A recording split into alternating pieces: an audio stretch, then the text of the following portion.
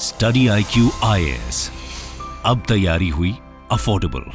नमस्कार दोस्तों दुनिया के किसी भी देश में आप चले जाइए, किसी भी स्टॉक मार्केट को उठा के देख लीजिए, कहीं पर भी अभी इंस्टेंट सेटलमेंट नहीं होता है। मतलब अगर मान लीजिए आपने कोई शेयर बेचा और वो शेयर बेचकर तुरंत वो जो पैसा है आपके अकाउंट में आ जाए, ऐसा नहीं होता है। लेकिन भारत ये करने जा रहा है और ये भारत पहला देश बनेगा इसको करने वाला। ये आप देख सकते हो, SEBI takes first step to introduce instant settlement in Indian stock market. I am sure कि आप में से कई लोगों को शायद इसके बारे में पता नहीं होगा कि अभी क्या रूल है, इतिहास क्या रहा है भारत का, और ऐसा करके भारत क्या करना चाहता है। मतलब हम ही क्यों इसको इंट्रोड्यूस कर रहे हैं, कोई भी देश क्यों नहीं किया है। काफी कुछ आपको जानने को मिलेगा। चलिए आगे बढ़ते हैं, लेकिन उससे पहले मैं आपको बता दूं दोस्तों, हमारा जो न्यू ईयर सेल है वो स्टार्ट हो रहा है, जिसके तहत आप हमारे किसी भी कोर्स को यूपीएससी से रिलेटेड हो, जैसे कि हमारा फाउंडेशन बैच हो गया, इसमें प्रीलिम्स मेंस इंटरव्यू, ये सब कुछ आपको बहुत कम दाम पर मिलेगा। इसमें आपको हमारा जो पर्सनल मेंटरशिप है वो मिल जाएगा। इसके अलावा टेस्ट सीरीज हो गया,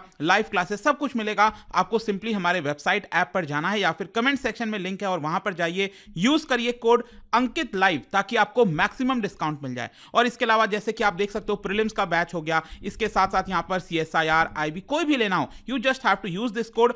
सभी बैचेस पर आपको न्यू ईयर का सेल डिस्काउंट मिल जाएगा। और इसके अलावा अगर आप MCQs अटेम्प्ट करना चाहते हैं तो मेरे इंस्टा पेज पर जा सकते हैं, वहां पर स्टोरीज में जितने भी MCQs हैं उसको भी आप अटेम्प्ट कर पाएंगे। चलिए शुरुआत करते हैं, लेकिन उससे पहले यहां पर आपको ट्रेड सेटलमेंट के बारे में जानना जरूरी है। अगर आप ये समझ जाओगे तो पूरा टॉपिक आपको समझ में आ जाएगा। देखो, सेटलमेंट का मतलब क्या होता है। कोई भी चीज को सेटल करना। मान लीजिए आपने अपने दोस्त को कुछ उधार दिया था, 1000 रुपए उधार दिए थे, और जब उसने 1000 रुपए वापस लौटा दिया तो ये क्या हुआ, एक तरह से ये सेटलमेंट हो गया। तो सेटलमेंट एक तरह से टू वे प्रोसेस होता है that involves the transfer of funds and securities on the settlement date. अब देखिए क्या है ना, कि जैसे मान लीजिए अगर हम स्टॉक मार्केट की बात करें, मान लीजिए अगर आपके पास 1 लाख का रिलायंस का शेयर पड़ा हुआ है, ठीक है, और जब आप उसको बेचते हो, ठीक है, आपके पास शेयर है, अभी पैसे नहीं है, आपके पास रिलायंस का शेयर है 1 लाख का।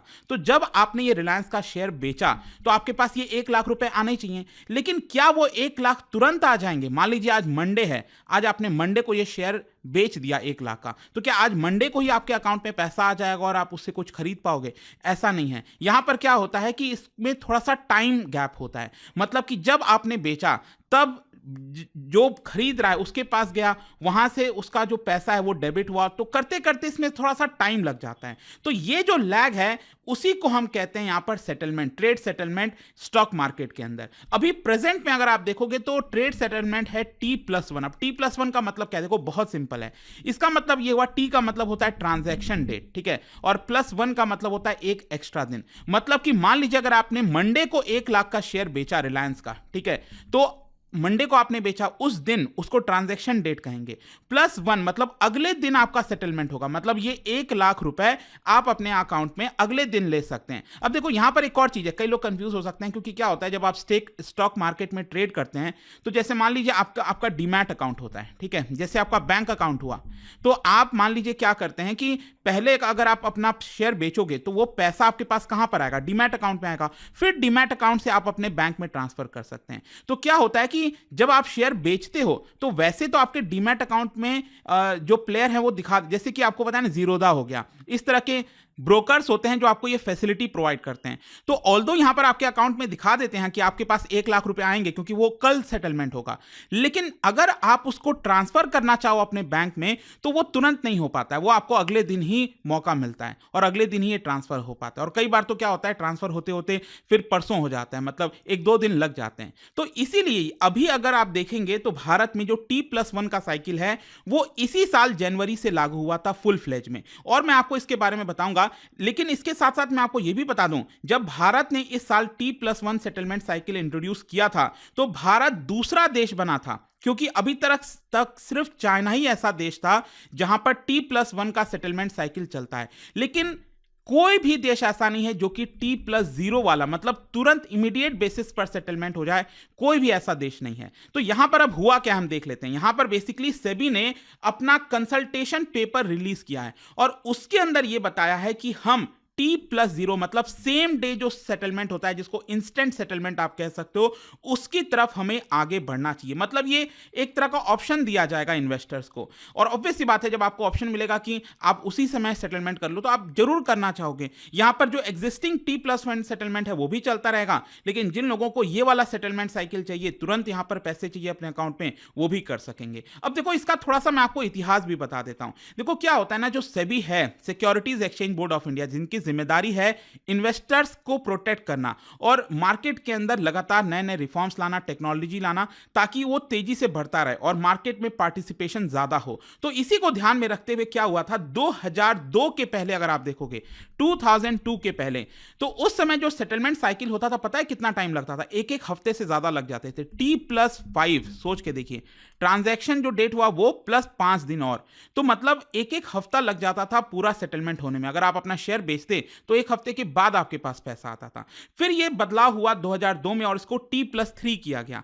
फिर 2003 में इसको T+2 किया गया और फाइनली मैं आपको बता दूं, 2021 में फेज्ड मैनर में T+1 का साइकिल लाया गया। लेकिन फाइनली इस साल जनवरी के महीने में 2023 में ये जो T+1 है वो पूरी तरह से इंप्लीमेंट कर दिया गया था। तो ये थोड़ा सा इतिहास है, आपको समझना है कि पहले बहुत लंबा समय लगता था, अब धीरे धीरे करके टाइम रिड्यूस कर दिया गया है। अब क्वेश्चन ये है कि सेबी ने अपने कंसल्टेशन पेपर में क्या प्रपोज किया है। देखो अगेन बहुत इंपॉर्टेंट है इसमें डिटेल में जाना, क्योंकि सेबी ने यहां पर 2 फेज में इसको इंप्लीमेंट करने की बात कही है। जो हम बात कर रहे हैं ना T+0 सेटलमेंट का, ये 2 फेज में, सबसे पहला फेज होगा जिसका नाम होगा T+0 सेटलमेंट साइकिल, और जो फेज 2 होगा वो होगा आपका इंस्टेंट सेटलमेंट साइकिल। अब डिफरेंस क्या है इसमें मैं आपको बता दूं, क्योंकि अब क्या है ना, इसकी शुरुआत करना अपने आप में बहुत बड़ा चैलेंज है कि यहां पर तुरंत सेटलमेंट हो जाए। सिक्योरिटी, मान लीजिए आपने रिलायंस का शेयर 1 लाख का बेचा, तो जो खरीद रहा है, जो दूसरा पर्सन खरीद रहा है, उसके पास वो रिलायंस का शेयर क्रेडिट हो जाए और उसके पास से जो 1 लाख रुपए है वो डेबिट होके आपके अकाउंट में 1 लाख रुपए आ जाए। तो ये सब करना इतना आसान नहीं होता, अभी तक कोई भी देश इसको इंप्लीमेंट नहीं कर पाया है। तो इसकी वजह से फेज मैनर में इसको इंप्लीमेंट किया जाएगा भारत के अंदर। तो सबसे पहला फेज में यह किया जाएगा कि जो भी लोग 1:30 बजे तक ट्रेड करेंगे, 1:30 बजे से मतलब मेरा यह, आपको पता है स्टॉक मार्केट अगर आप देखोगे तो कितने से कितने बजे तक खुला रहता है, 9:15 से स्टार्ट हो जाता है ट्रेडिंग और यह चलता है आपका 3:30, मतलब 3:30 बजे तक।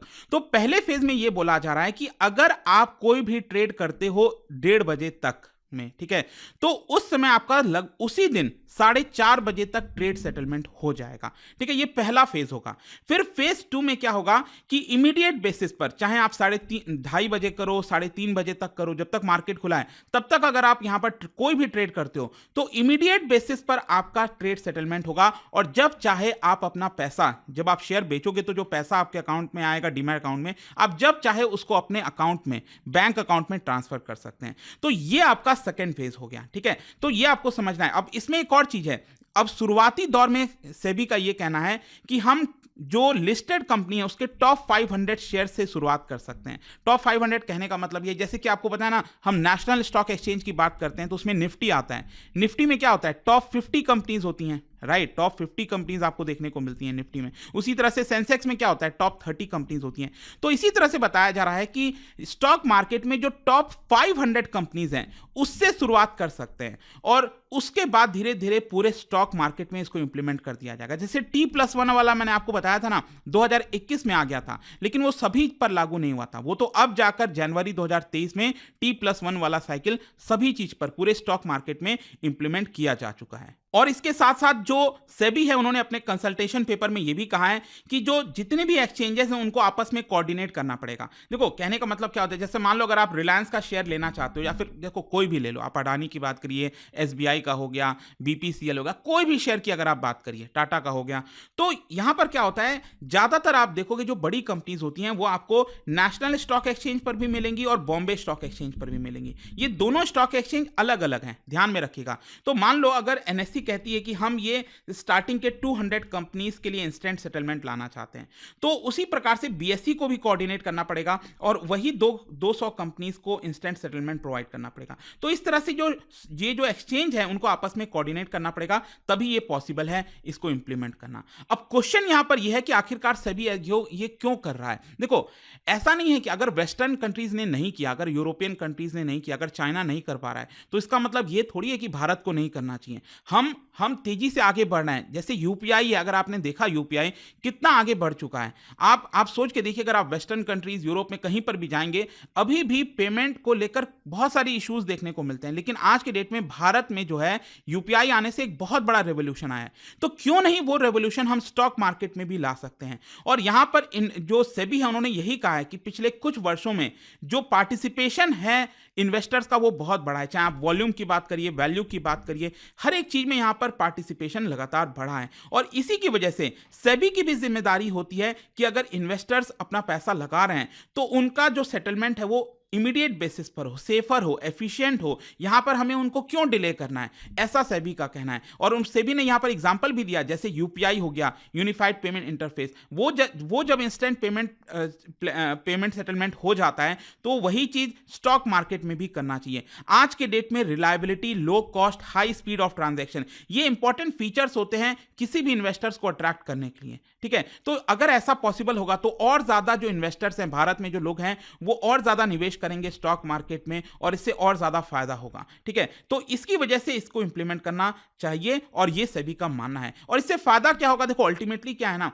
कि यहां पर जो इन्वेस्टर्स है हर एक को फायदा होने वाला है। जैसे मान लो अगर सेलर है, मैंने आपको क्या बोला, अगर आपके पास 1 लाख का रिलायंस का शेयर है, आप सेलर हो और जब आप ये सेल कर रहे हो तो आपको क्या चाहिए, आपका पैसा तुरंत आपके पास आ जाए, आप यही चाहते हो ना। उसी प्रकार से यहां पर जो बायर है जिसने रिलायंस का वो शेयर खरीदा आपसे, ठीक है, तो वो 1 लाख शेयर आपके पास तुरंत, वो चाहेगा ना कि वो 1 लाख शेयर उसके पास तुरंत आ जाए, क्योंकि वो तो पेमेंट तुरंत कर रहा है। इनफैक्ट मैं आपको बता दूं 2023 में जून का जो पीरियड अगर आप देखोगे उसमें 1 लाख तक के जितने ट्रांजैक्शन हुए थे, ट्रेड हुए थे, उसमें 94% में यहां पर पूरा पेमेंट किया गया था इन्वेस्टर्स के द्वारा, रिटेल इन्वेस्टर्स के द्वारा। तो जब पूरा पेमेंट वो दे रहा है अपनी तरफ से तो वो एक्सपेक्ट करेगा ना कि उसका जो शेयर है उसके अकाउंट में आ जाए। तो ये सबके लिए फायदा है, इसलिए यहां पर ये इसको इंप्लीमेंट किया जा रहा है। और इसका देखिए और भी इंपैक्ट होता है। ये तो हमने बात किया स्टॉक मार्केट की, मतलब स्टॉक मार्केट मतलब इक्विटी मार्केट की हम बात कर रहे हैं। सेम उसी प्रकार से अगर आप म्यूचुअल फंड की बात करोगे तो म्यूचुअल फंड में अभी के डेट में जब मैं वीडियो रिकॉर्ड कर रहा हूं तो अभी अगर आप देखोगे तो सेटलमेंट T+2 डेज होता है। आई होप कि अब आपको समझ में आ गया होगा। T+2 डेज मतलब ट्रांजैक्शन वाला डेट प्लस 2 दिन और ऐड कर लीजिए, तब यहां पर म्यूचुअल फंड का सेटलमेंट होता है। लेकिन अगर स्टॉक मार्केट में इंस्टेंट सेटलमेंट आ गया और T+0 आ गया तो इससे क्या होगा कि म्यूचुअल फंड में एक और दिन कम हो जाएगा और म्यूचुअल फंड में T+1 डेज में सेटलमेंट होने लगेगा। तो म्यूचुअल फंड में भी इसका इंपैक्ट देखने को मिलेगा। तो आई होप दोस्तों यहां पर इस वीडियो के माध्यम से जो सेबी के द्वारा ये एक बहुत बड़ा अनाउंसमेंट किया गया है और देखते हैं शायद हो सकता है अगले साल से इसकी शुरुआत हो जाए तो ये इंप्लीमेंट हो जाएगा और इन्वेस्टर्स को इससे फायदा ही होगा। जाने से पहले एक इंटरेस्टिंग क्वेश्चन, ये क्या बता सकते हो which among the following is commonly called as soft loan window, मतलब वर्ल्ड बैंक का कौन सा इसमें से इंस्टीट्यूशन है जो कि सॉफ्ट लोन विंडो के तौर पर जाना जाता है। इसका राइट आंसर आप सबको पता है, मेरे इंस्टाग्राम पर तो मिलेगा ही, वहां पर अगर आप नहीं हो कोई बात नहीं, टेलीग्राम से ले सकते हैं इसका सही उत्तर। मैं कई सारे जो एमसीक्यूज हैं वो यहाँ पर स्टोरीज में डालता रहता हूँ। बाकी अगर आपको पीडीएफ चाहिए तो टेलीग्राम पर आइए, अलग अलग सोशल मीडिया पर आप जुड़ पाओगे। और जैसा मैंने आपको बताया यूपीएससी की अगर आप तैयारी कर रहे हो, just use this code Ankit live to get maximum discount. And I hope की वीडियो आपको पसंद आया होगा। मिलता हूं आपसे next time, till then thank you very much, see you soon. Study IQ IAS, अब तैयारी हुई अफोर्डेबल।